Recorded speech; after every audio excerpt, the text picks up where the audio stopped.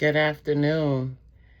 It's Sunday, and I just knew I was going to chill out today and relax and lay around and do some laundry and, just chill out. Why my wash machine broke again? No, I'm sorry. It wasn't the wash machine, it was a dryer. And those things happen. So, one of the tips that I always have is, when you go places and they give you change, have a little purse to put your extra quarters in. Because that could easily be your laundry money. So thank goodness I don't have to wash at the laundromat, but I definitely have to dry. And so yes, I don't have to worry about trying to find some quarters. I could just get straight to business and put my clothes in the dryer because I've been saving my quarters. And there's something I wanted to talk to you guys about. You ever notice that when kids get their hair done, they always hollering and screaming? And it's always the little ones? Well, that used to be me too. And I'm going to tell you something. I wasn't tenderheaded. They're not tenderheaded. I don't have to see your kid to know that your kid is not tenderheaded. Nobody could tell my mother anything. She would have to see it for herself. And you know what? By the time she saw it for herself, it was too late. Oh, you look like you need your ends trimmed. So by the time you go to a professional, they're cutting off a lot of your hair. That's because you have split ends. That's because you didn't have no maintenance done to your hair. You're only getting styles. Those split ends are constantly growing. You don't get one trim and that's it for the year. You have to maintain your hair. And men don't know what to do. They don't. So they do what they know to do. Man, I had to leave the room with all that crying and hair. Oh, I can't stand to see my baby cry. In the 30 years that I've been doing hair, I had an opportunity like no other opportunity. And it was given to me out of trust. And you know what? I earned it. I had a father, and he texted me, and yeah, he has a 4-year-old. I don't do 4-year-olds. The last 4-year-old that I had, she's grown now. She's grown with kids of her own. But when he sent me the picture, he also mentioned to me that mommy is not here. Okay. So I told him to come on in, because I could already see. Listen, I could tell by looking at the picture that child had never had her ends trimmed, but she had plenty of hairstyles. And that's the problem. And he can't manage it. But anyway, when he came, I said, listen, she's going to need her ends trimmed. And he allowed me to trim her ends, but I'm going to tell you something. It wasn't easy. Because, girls are very dramatic. We dramatic. Don't let us get to crying. Listen, I've been doing this too long. I tell him, don't even look at her, because she's just going to be dramatic anyway. And, I talked to her. I said, when your hair get combed, it hurt, right? She says, yes. Miss Kim's not trying to hurt you, okay? But I have to do what I have to do so it don't hurt anymore. So when you get your hair combed, you won't be crying. Is that okay? And she said, okay. And yes, I took my time and I trimmed her ends. And, it wasn't until the end of the service as we were walking out the door that he told me his total truth. He said, I was so nervous because I have to face her mother when she come back. And I have to explain what happened to her hair. How she got her hair cut. He said, but listen, I ain't ever seen nothing like that. He said she didn't cry anymore. You was right. And listen, after I cut that little girl hair, you know, because she was crying a little bit. And after I cut her hair, and I went through with the comb, she was so happy. Her father had already stepped out. She was like, oh, it's so easy now. It's easy. I said, yes, it's easy. I told you it was going to be easy. So when her father came back in the room, I tell your father what you said. Now, I done braided her hair.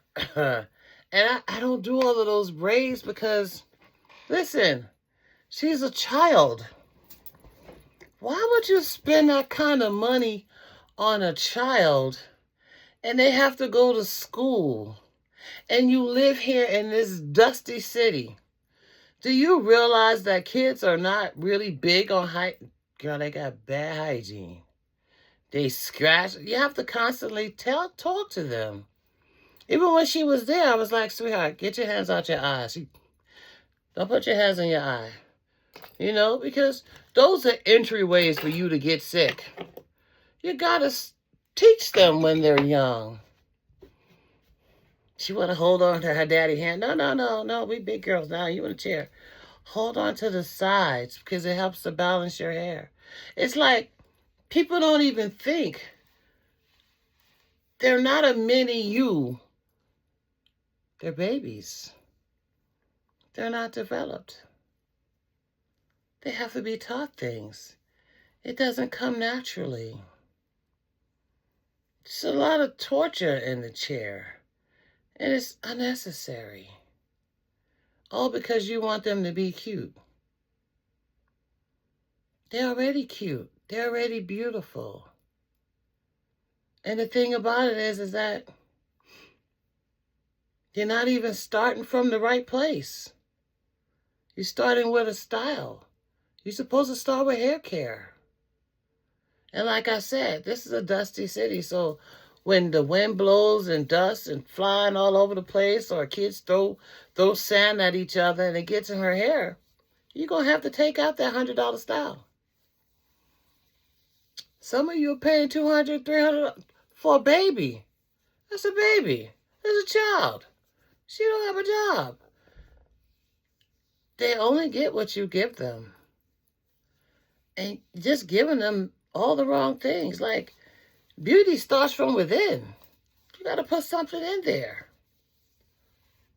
That child left, and she was happy because somebody took the time to talk to her, to explain. And you know what? From now on, her daddy got her back. So whatever her mama has to say, it's going to be a Thanksgiving. Because you know what? That trim, that cut, it made a difference in their household. She's not going to be hollering and screaming. Now you know getting hair care is important. So when people say, oh, she's tenderheaded, she's not tenderheaded. You just don't take her to get her ends trimmed. Because those naps hurt. When you see the little pieces of hair breaking off, it hurts. It doesn't matter if she's a little black girl. Doesn't matter if she's a little biracial girl. They hurt. Take them to somebody that knows how to do their hair texture. The products y'all put in their hair, it's killing their hair. And hair is my passion, so yes, I get very agitated. And that father just sat there, and you know what? I knew how he felt. Like, I'm not a dad, but it's like, yeah, I could imagine how he felt. Her hair just getting shorter and shorter, and he's thinking, her mama gonna kick my butt. Yeah, she probably is. She's gonna be mad. But you know what?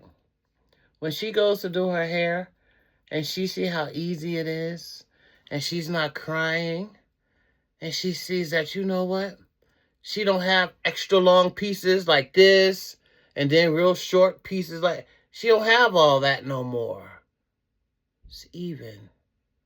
I can go through it with a fine-tooth comb, and that child just sit there like, hair care matters.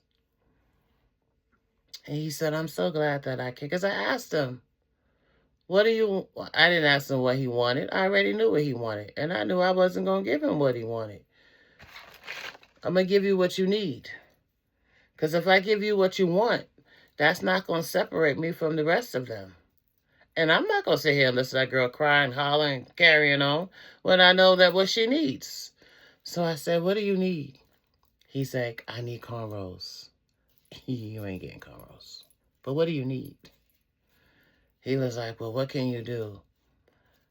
I can make your life better. I can make your household better. I can make her total hair experience better, whether she comes back to me or not. I think that you need that in your life. He said, yeah, I do. Yeah, because you can't be asking other women to, can you do something with her hair? No. Whatever skill you have, that's the skill we're going to roll with. It's like, whatever it is that you do in life, be the best that you can be. If you were a street sweeper, you be the best street sweeper there is. So that when people come out and they will notice, oh my gosh, your sidewalk is so clean. Who do this? Yeah, they're going to notice. Because you take a day off or a weekend off, oh, they're going to notice. Well, where's the people to clean up at?